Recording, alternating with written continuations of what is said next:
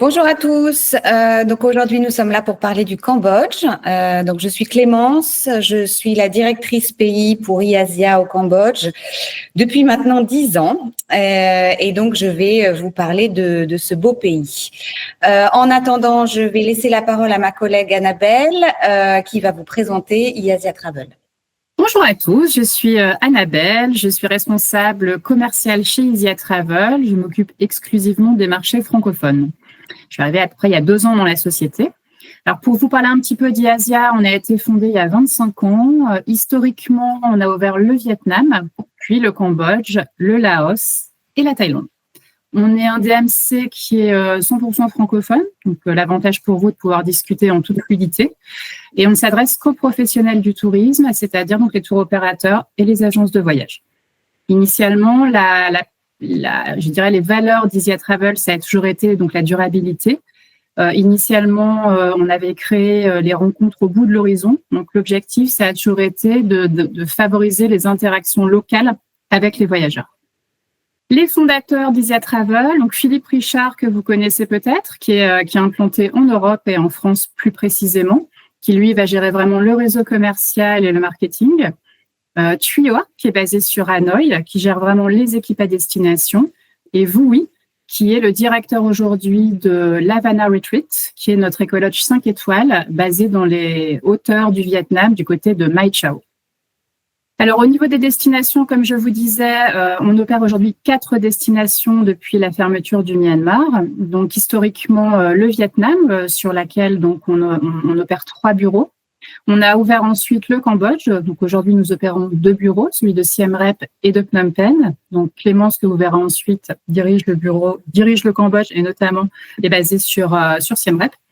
Ensuite, on a ouvert le Laos. On a également 2 bureaux d'opération aujourd'hui. Et enfin, nous avons ouvert la Thaïlande en 2015, où aujourd'hui, nous avons 3 bureaux d'opération.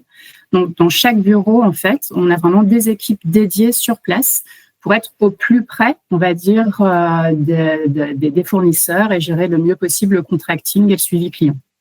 Au niveau donc des chiffres clés, comme je vous disais, aujourd'hui, nous opérons 4 destinations. Entre toutes les équipes confondues, on est entre 400 et 450 chez IASIA Travel aujourd'hui. On dispose donc de 23 bureaux dans le monde, parce qu'on a aussi des implantations donc, en Europe, en Amérique du Nord. Et on fait voyager 47 000 personnes par an. Alors, au niveau de ce qu'on peut vous proposer, c'est très vaste. L'objectif, c'est vraiment de répondre à un plus large panel de demandes. Donc, on a aussi bien possibilité de faire du FIT sur mesure. Je dirais que les cotations sur mesure, c'est vraiment l'ADN d'IASIA Travel. On a vraiment démarré par le FIT sur mesure. Ensuite, on s'est développé sur les segments groupes. Donc, tout ce qui est groupe PACDOC, groupe constitué, on peut vous faire des cotations de A à Z et des plus folles possibles, on va dire. Et également, on a toute une série de départs garantis donc sur nos 4 destinations. Et en termes de marques, on opère 4 marques. La marque Leisure, donc loisirs. La marque Incentive, dédiée donc aux événements corporate. On a également la marque Luxe et enfin la marque Active. Donc, ce qu'on entend par marque Active, ça va être aussi bien des personnes qui recherchent un côté un peu sportif, du trek, de la rando, du vélo, tout aussi bien que des personnes qui cherchent plutôt du voyage en immersion, en dehors des sentiers battus, dans des destinations un peu plus confidentielles, un peu plus en mode slow travel. Donc, pour chacune de ces marques, vous avez des équipes de vendeurs qui sont dédiées, des équipes de contracting, de suivi client. Tout est vraiment cadré par marque. Donc, au niveau de nos points forts chez IASIA Travel, on a tout d'abord une exigence de qualité, aussi bien dans le choix des fournisseurs qu'au niveau du suivi client, on va dire du suivi après-vente et des retours clients. On est très attentif à bien analyser, diagnostiquer le ressenti des voyageurs et de mettre en place aussi les actions nécessaires si jamais ce n'est pas à la hauteur des attentes. On a également une grande variété de produits qu'on vous propose. On a également développé tout un tas de produits signatures spécifiques à chaque destination que nous sommes les seuls à opérer en propre. Et enfin, au niveau des points forts, je dirais qu'on est DMC francophone. Donc, c'est vrai qu'au niveau des échanges, c'est fluide. Et moi, je suis également basée à destination en France afin de faire un lien aussi fluide et souple entre les personnes qui viennent vers nous, vers IASIA Travel et les équipes à destination. Et enfin, donc au niveau des valeurs essentielles chez nous, donc la durabilité, comme je vous disais tout à l'heure, pour nous, on ne conçoit pas un voyage sans un impact positif à destination. Pour cela, depuis plusieurs années, on a travaillé à être certifié Travel Life. Donc, on est le seul DMC d'Asie du Sud-Est à être certifié Travel Life sur l'ensemble de ces destinations. On est également certifié Child Safe, donc vraiment pour promouvoir un tourisme respectueux du droit des enfants. Et on fait partie également on suit également l'association Refill Not Landfill. Donc le but, c'est vraiment d'aller encourager les personnes à amener leurs gourdes, à leur mettre à disposition des façons de remplir ces gourdes avec de l'eau filtrée et fraîche, plutôt que d'investir et d'acheter des centaines et des centaines de bouteilles en plastique qui vont venir polluer les paysages. Voilà pour cette petite présentation et introduction d'IESIA. Maintenant, je repasse la parole à Clémence, qui va vous parler avec passion de son pays. Donc, Clémence, à toi l'antenne. Merci Annabelle. Donc, le Cambodge. Donc, quelques informations sur le Cambodge. Le Cambodge est un petit pays entouré du Vietnam, du Laos et de la Thaïlande, avec un accès sur la mer, donc un côté balnéaire. C'est un pays qui est à majorité rurale, qui est encore en voie de développement et avec une population qui presque majoritairement travaille dans l'agriculture. Donc, on connaît le Cambodge évidemment grâce au temple d'Angkor. Donc, les temples d'Angkor sont basés à Siem Reap, à 10 minutes de Siem Reap, mais la capitale du Cambodge est Phnom Penh. On connaît aussi le Cambodge pour son lac, le Tonlé Sap, qui est le plus grand lac d'Asie du Sud-Est, le plus grand lac d'eau douce d'Asie du Sud-Est, et qui a un mode de vie très particulier et très intéressant également à découvrir. Alors, quand venir au Cambodge? Donc, si on simplifie très grossièrement, on a une saison sèche, une saison des pluies. Évidemment, c'est toujours un petit peu plus compliqué que ça. Donc, la saison sèche, c'est environ du mois de novembre au mois d'avril. Et la saison des pluies va commencer en mai et finir, a priori, au mois d'octobre. Donc la saison des pluies, elle est progressive. On n'est pas sur les moussons indiennes où il pleut pendant 24 heures sans s'arrêter. C'est souvent des averses en fin de journée. Donc voyager au Cambodge en juillet-août est tout à fait envisageable. Les avantages d'ailleurs de cette saison-là sont des paysages très verdoyants, les rizières qui commencent à pousser. Donc voilà, on préfère d'ailleurs l'appeler la saison verte que la basse saison ou la saison des pluies. Les meilleurs mois pour venir vont être novembre, décembre, janvier, février, qui sont des mois sans pluie et des mois encore assez frais. Alors quand je dis frais, il reste chaud, mais pas trop chaud. Avril et mai sont des mois très secs avec des débuts d'orage, mais ils peuvent être très chauds et donc pénibles pour certaines personnes. Les modalités d'entrée au Cambodge, donc les Français ont besoin d'un visa pour venir au Cambodge. Donc on peut faire ce visa à l'avance à l'ambassade évidemment. On peut le faire en ligne sur un site dédié avec une réponse sous 2 ou 3 jours. Et on peut également le faire à l'arrivée. Il coûte $30. Récemment, cette année, a été mis en place une autre modalité d'entrée qui est la Arrival Card. Donc, vous vous souvenez sûrement, dans beaucoup de pays, on doit remplir des petits papiers dans l'avion, donc qui sont des papiers d'entrée dans le pays. Donc maintenant, c'est digitalisé et c'est à faire à l'avance, dans les 7 jours avant l'entrée dans le pays. C'est similaire à Singapour pour ceux qui connaissent les process là-bas. Alors, on continue avec 10 bonnes raisons de visiter le Cambodge. Alors évidemment, c'est subjectif, hein, mais voilà, moi je vais vous donner mes 10 bonnes raisons de venir visiter le Cambodge. Première raison, évidemment, les temples d'Angkor. Hein, donc, quand on dit Cambodge, on pense immédiatement aux temples d'Angkor. Donc, c'est des sites classés UNESCO. Le parc d'Angkor, proche de la ville de Siem Reap, rassemble près de 200 temples. Hein. Donc, c'est un véritable musée à ciel ouvert. Certaines personnes vont le visiter en une journée et faire du coup les temples incontournables, j'ai envie de dire, donc Angkor Wat, Bayonne, Ta Prohm.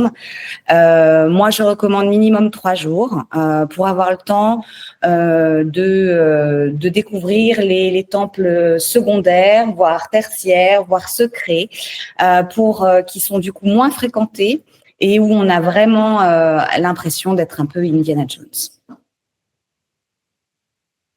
Deuxième bonne raison pour venir au Cambodge, les Cambodgiens. C'est grâce à eux que je suis là depuis maintenant 10 ans et que je ne pars plus. C'est une population ultra souriante, ultra zen, d'une gentillesse absolue, avec une grande facilité de contact. Et ils ont également un grand sens de l'hospitalité. Dès qu'on est dans la campagne, on est salué par les enfants qui font hello, hello, hello. Il y a voilà une facilité de contact et une certaine bienveillance qui est extrêmement appréciable. Troisième bonne raison, la campagne. Hein, donc moi, je suis amoureuse de la campagne cambodgienne. Donc le Cambodge, c'est un pays très plat. Alors nous, on n'a pas les montagnes, les rizières en terrasse. Ça, c'est nos voisins. Donc c'est très plat, mais c'est des belles rizières avec des palmiers à sucre qui ponctuent ces paysages de rizières. Et c'est une campagne très authentique. Donc on va dès qu'on se balade, on va assister à des scènes de vie très pittoresques, à des scènes de récolte du riz, par exemple, avec les troupeaux de buffles qui rentrent au coucher du soleil.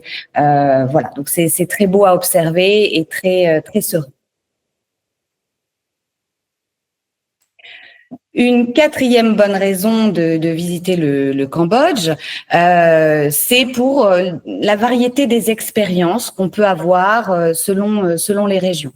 Donc, comme on l'a dit, on peut explorer les temples, mais on peut le faire de façon aventureuse, on peut le faire de façon plus luxueuse, on peut le faire d'un peu pour tous les goûts. On peut avoir un survol en ballon sur la campagne, on peut rencontrer les éléphants, on peut faire du vélo, on peut faire du kayak, on peut faire de la randonnée, on peut partir pour une journée d'aventure en jeep, on peut apprendre à fabriquer les nouilles de riz ou bien faire une chasse au trésor avec ses enfants à la découverte des sculptures des temples. Donc voilà, tout ça c'est juste des idées, mais ça montre la diversité de ce qui est possible dans ce pays. Cinquième bonne raison, les hébergements. Donc les hébergements, il y en a pour tous les goûts, tous les budgets. Donc particulièrement à Siem Reap, on a un excellent rapport qualité-prix. Donc ça va de l'hôtel pour backpackers aux petits boutiques hôtels de charme, aux grands hôtels de luxe. On a aussi des hôtels de grande capacité où on peut faire du groupe, on peut faire du MICE. Voilà, donc on a à Siem Reap, à Phnom Penh, on a beaucoup de choix et on peut facilement s'adapter à différents types de profils de clients. Raison numéro 6, les îles. Donc on a, comme je le disais au début, un bord de mer, alors qui vers Cape Kampot va être moins balnéaire parce que sur le continent les plages sont je veux dire assez standard. Mais dès qu'on va sur les îles, là, on a vraiment des paysages paradisiaques qui sont évidemment similaires parfois à ceux qu'on peut voir en Thaïlande, hein, puisque c'est la même mer. Mais au Cambodge, c'est vrai que le balnéaire est moins développé, moins connu, et donc on a des îles encore sauvages. Donc c'est un vrai atout pour le Cambodge. On peut commencer par visiter le pays, les temples, et puis finir par une petite extension balnéaire à la fin du séjour. Une septième bonne raison, c'est que quand vous venez au Cambodge et quand vous venez en Asie de façon générale, hein, c'est un dépaysement garanti. Hein, donc il fait chaud toute l'année. La végétation est très différente de la France. On y mange des fruits tropicaux délicieux. On a une douceur de vivre qui est très particulière. On va voir des pagodes, des moines, comme on le voit sur cette photo. On va avoir des marchés animés, des villes assez trépidantes. Voilà, on en prend plein les yeux toute la journée et on sort vraiment de son quotidien. Raison numéro 8, la cuisine. Donc la cuisine cambodgienne est moins célèbre que ce que ses voisines vietnamiennes et thaïlandaises, mais elle n'a rien à leur envier. Voilà, il y a une vraie gastronomie avec l'émergence de chefs qui est très créatifs et donc de belles découvertes en perspective. Raison numéro 9, j'ai envie de dire que c'est une destination, oui, facile. Facile parce que beaucoup de Cambodgiens parlent anglais. Alors, évidemment, dans les zones touristiques, hein, donc à Siem Reap, à Phnom Penh ou dans les hôtels du sud. Donc c'est facile de connecter quand on prend un tuk-tuk ou un taxi, on peut facilement échanger avec le chauffeur. Donc ça rend quand même les choses plus simples. C'est une destination facile aussi pour les familles parce que les Cambodgiens adorent les enfants. Donc ça c'est vraiment un bonheur de voyager en famille. Et toujours une dame au restaurant qui va s'occuper de vos enfants pendant que vous mangez. Donc c'est vraiment chouette. C'est aussi une destination où il y a peu d'arnaques et où le touriste est probablement moins vu comme une source de revenus que certains voisins. Voilà, il y a comme je le disais, une gentillesse naturelle des Cambodgiens, donc on se sent moins comme une cible que dans d'autres pays. Raison numéro 10, et la dernière, donc, on a des moyens de transport très variés et assez plaisants. Alors, le premier, évidemment, c'est le tuk-tuk, hein, notre moyen de transport national. Donc, je vous encourage tous les clients à le tester au moins une journée, particulièrement pour aller visiter les temples. C'est un moyen facile et local. Et évidemment, on peut aussi visiter les temples dans des véhicules plus classiques, mais aussi à vélo. Et on a quelques trains. Donc, ils sont beaucoup moins modernes que nos voisins, pour le coup. Donc, c'est plus une expérience qu'un moyen de transport. Mais je le recommande car c'est pittoresque.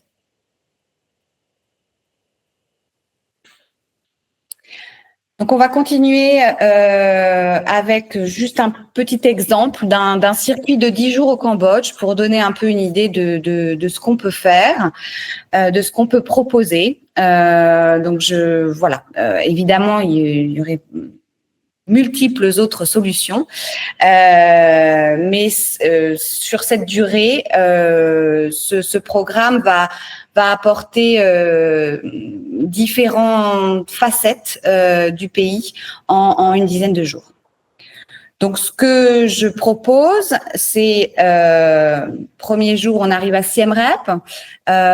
Donc, on se repose. Le premier jour, on fait pas grand-chose parce qu'on est fatigué du vol, puisque malheureusement, le Cambodge n'a pas de vol direct depuis la France, donc ça fait toujours un peu long. Pour finir la journée, pour prendre un petit peu déjà s'immerger dans la ville, on propose un apéritif dans une galerie d'art, la galerie de l'artiste Tim, pour s'immerger un peu dans cette scène artistique et découvrir un peu les savoir-faire du Cambodge, puisqu'on a un très très bel artisanat. Le lendemain, tout le monde est remis. C'est parti pour la découverte des temples. Donc, on part en tuk-tuk parce que c'est le moyen le plus typique et le plus agréable pour cette visite. Donc, on va. Alors, les temples, il y a 100 façons de visiter les temples et ça va dépendre de la durée sur place. Les incontournables, ça va être Angkor Wat, qui est le symbole du pays, le Bayon, celui qui a les tours visages, et Ta Prohm, qui est celui qui a les racines. C'est celui qui est connu pour être le temple de Tom Raider. Voilà. Donc, mais au-delà de ça, il y a des tas d'autres temples absolument somptueux. Donc là, ce jour-là, on va commencer par la cité d'Angkor Thom avec Bayon, Bapwon et la terrasse des éléphants.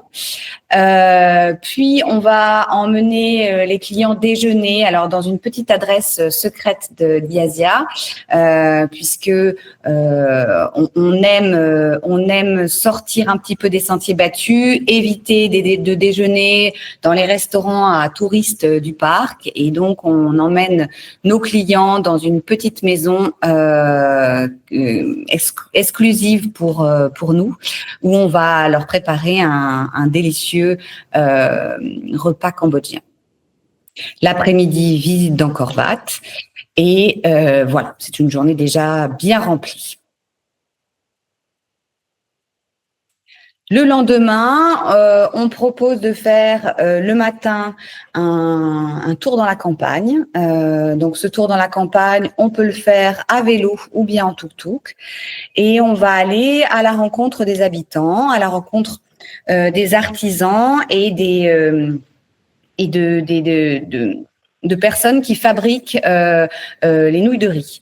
Et donc, on va apprendre tout le processus de cette fabrication et évidemment tester le Nam Ban Chok, qui est le petit déjeuner typique des campagnes. L'après-midi, on continuera les visites de temples avec Ta Prohm et Bantesre, qui est très célèbre aussi puisqu'il a une couleur rose et une très grande finesse de sculpture. Quatrième jour, pour varier les plaisirs, on propose de partir à la rencontre des éléphants. Donc, jusqu'à il y a une dizaine d'années, il y avait des éléphants qui baladaient les touristes dans le parc d'Angkor. Les temps changent, les propriétaires ont réalisé que voilà, ce n'était pas forcément le mieux qu'on puisse souhaiter à ces éléphants, et donc ils ont décidé de les mettre à la retraite, une retraite méritée. Et ces éléphants, ils sont une quinzaine, sont maintenant dans un très grand parc à 1 heure de route environ de Siem Reap, et vivent en semi-liberté. Donc on va à leur rencontre. Évidemment, on ne les monte pas et on n'interagit pas avec eux, mais on peut les observer et marcher avec eux dans la forêt. Donc pour les familles, par exemple, c'est une activité particulièrement intéressante. L'après-midi, on propose d'aller découvrir le Tonlé Sap, donc ce fameux lac ce fameux lac qui a une spécificité qui est que le niveau des eaux va varier de 10 mètres selon les saisons. Donc, pendant 6 mois, c'est le Mékong qui remplit le Tonlé Sap et les 6 autres mois de l'année, ça va être le Tonlé Sap qui se vide dans le Mékong. Donc, ces variations de niveau ont influé à des modes de vie très particuliers pour les populations qui vivent sur le lac et donc elles vivent ou dans des maisons flottantes ou dans des maisons sur pilotis avec des très hauts pilotis. Donc on part à la découverte de cet environnement à la fois naturel et humain vraiment particulier. Donc on peut le faire de différentes façons et chez IASIA on a notre propre bateau et donc on peut le faire de façon extrêmement confortable avec un petit apéritif servi sur le bateau. Jour 5, on quitte Siem Reap. Avant de partir, on peut participer à une cérémonie de bénédiction des moines à la pagode qui vont nous souhaiter bonne chance pour la suite du voyage. Donc, c'est toujours intéressant de découvrir un petit peu cette religion bouddhiste qui est majoritaire au Cambodge et avant de partir pour une autre région. Donc, en général, on propose d'un vol intérieur pour aller jusqu'à Sihanoukville et ensuite un bateau, un transfert en bateau qui est du maximum 1 heure pour aller sur l'île de Koh Rong. Donc c'est là une des îles principales, c'est une des îles où il y a le plus d'hôtels et c'est une île où les plages sont de sable blanc, farineux et les eaux turquoises. Donc il y a différents types d'hôtels. Petit budget, alors pas trop petit budget, ça reste toujours un petit peu cher les îles, mais ça va jusqu'à des resorts 5 étoiles. Donc évidemment, on propose de rester 2 jours sur ces îles pour la meilleure activité évidemment, c'est de nager et buller. Il est aussi possible de faire quelques sorties en bateau ou quelques petites randonnées, mais la majorité des gens vont surtout se relaxer. Après ce petit passage sur les îles, on reprend le bateau pour rejoindre Sihanoukville et là on propose de partir en train. Donc ce fameux train local, donc qui est en fait sur l'ancienne voie ferrée créée à l'époque coloniale par les Français. Donc un train qui va pas très vite, mais qui reste confortable. Et qui permet d'admirer les paysages environnants. Donc de Sihanoukville à Kampot, il faut environ 2 heures, 2 heures et demie. Et on arrive à Kampot. Donc Kampot, c'est une petite ville au sud du pays qui n'est pas en bord de mer, mais qui a à peine 10 kilomètres de la mer. Donc il y a quand même une ambiance un peu de bord de mer. Kampot est particulièrement connu pour le poivre. Donc, le poivre de Kampot a une renommée mondiale. Il est utilisé par de grands chefs à travers le monde. Et donc, ce passage par Kampot est l'occasion de découvrir ces plantations de poivre, de découvrir tout le processus de culture de cette plante et de déguster un délicieux crabe au poivre vert que je recommande à tout le monde. Après ce petit passage à Kampot, direction la capitale, Phnom Penh, donc qui se situe à environ 3 heures de route. Donc Phnom Penh, c'est une capitale qui est vraiment entre tradition et modernité, qui a des gratte-ciel un peu partout qui poussent, mais qui en même temps garde une certaine tradition, authenticité avec les vendeurs de rue, les marchés animés, les tuk-tuk, Et donc ce premier contact avec Phnom Penh, on propose de découvrir le marché et la street food, pendant un tour dédié, mais également la scène artistique de rue. Donc de comprendre un peu la signification culturelle des peintures murales et la manière dont elles expriment des opinions ou réactions sociétaires. Donc c'est une découverte un peu hors des sentiers battus de Phnom Penh qu'on propose à l'arrivée. Et le lendemain, pour finir, une visite plus classique des incontournables de Phnom Penh, donc avec le Palais Royal, le Musée National, le marché central. Et il est ensuite temps de rejoindre l'aéroport et de repartir. Voilà, donc c'est un exemple de circuit de 10 jours au Cambodge. Il existe 1000 autres façons de voyager et de découvrir ce pays. Mais je vais m'arrêter là aujourd'hui. Comme l'a dit Annabelle, nous avons un engagement social et écologique fort. Donc le Cambodge est certifié Travel Life. Il est certifié Child Safe. Donc Child Safe, c'est la protection des enfants. Donc toutes nos équipes, tous nos partenaires ont suivi une formation spécifique, nos guides, pour la protection des enfants. Le projet Refill Not Landfill, comme le disait Annabelle, nous ne distribuons plus depuis 2020 de bouteilles plastiques à usage unique. Nous avons banni ça de nos circuits et on encourage les voyageurs à prendre leur propre gourde. S'ils n'ont pas leur propre gourde, nous leur en fournissons une et nous fournissons des bonbonnes d'eau qui dans les véhicules afin de remplir leur gourde tout au long du voyage sans utiliser ces bouteilles plastiques. Voilà nos actions. Merci à tous pour votre attention et j'espère être en contact avec vous prochainement pour des projets au Cambodge. À bientôt.